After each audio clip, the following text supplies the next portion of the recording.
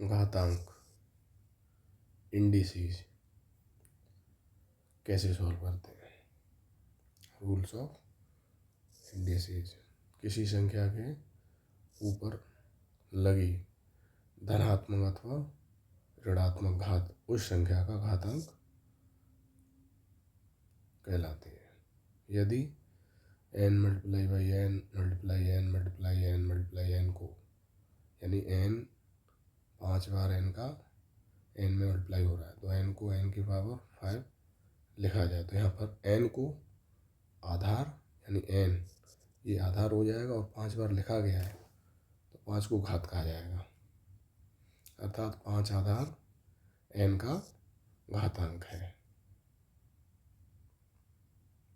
5 जो है आधार n का घातांक है। यहाँ पर घातांक जो है वो 5 है। इसके कुछ फार्मूला है, जैसे p की पावर m मल्टीप्लाई p की पावर n। तो यहाँ पर आधार जो है सेम है।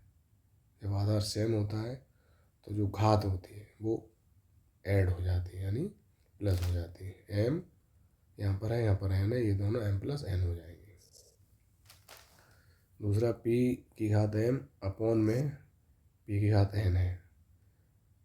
अपॉन में जब होती है सेम आधार पर जो घात अगर होती है तो ये माइनस में हो जाता है, तो p की घात में m माइनस n हो जाएगा। अब ये तीसरा इसका प्रकार जो है p की पावर m है और इस पूरे की पावर n है, तो जब हम इसे सॉल्व करेंगे तो p की पावर में m की जो m जो घात लिखा हुआ है और n घात, इन दोनों का मल्टीप्लाई हो जाएगा। पी क्यू यहाँ लिखा हुआ है, पी क्यू और दोनों के होल में पावर n है, तो इसे अलग हम लिख सकते हैं p की पावर n इंटू क्यू की पावर n।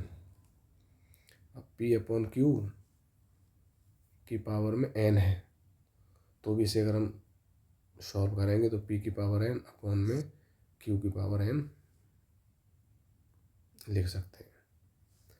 p यहाँ पर p है, p की पावर 0 है तो इसकी वैल्यू 1 आएगी, यानी कोई भी नंबर है, चाहे 4 है, चाहे 5 है, चाहे 3 है, चाहे 10 है, इसकी पावर अगर 0 होगा तो उसकी वैल्यू हमेशा 1 ही आएगी। p की पावर यहाँ पर माइनस m अगर है तो इसे 1 के अपॉन में p अपॉन m लिख देंगे। p की पावर 1 है तो यानी किसी भी नंबर की अगर पावर 1 है तो वो नंबर सेम वही रहता है, तो इक्वल टू p हो जाएगा। अब कुछ एग्जाम्पल्स इसके दिए हुए हैं, इनको हम सॉल्व कर लेते हैं। जैसे पहला एग्जाम्पल दिया हुआ है,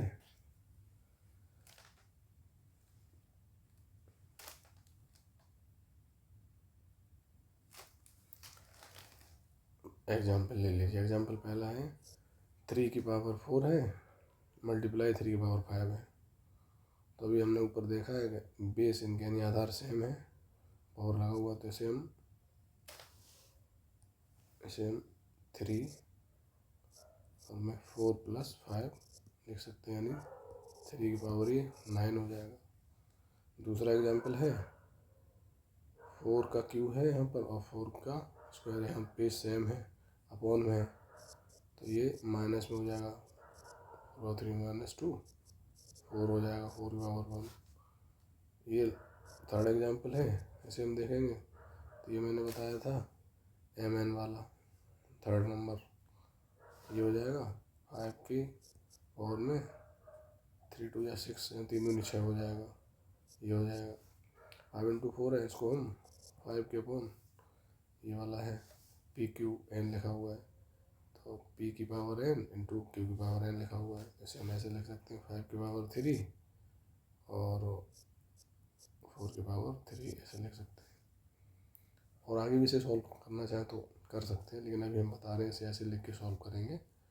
7 की, अब ये है एग्जाम्पल 7/6 है कि होगा 3 है, तो 7 इंटू 7 ऐसे लिख सकते हैं, इसके अपॉन में 6, इसके अपॉन में 6, इसके अपॉन में 6 सॉल्व कर सकते हैं। 15 की पावर ये 0 है, इसके वैल्यू 1 आएगी। मैं बता चुका था आपको p की पावर में 0 है तो उसका मान 1 ही आएगा।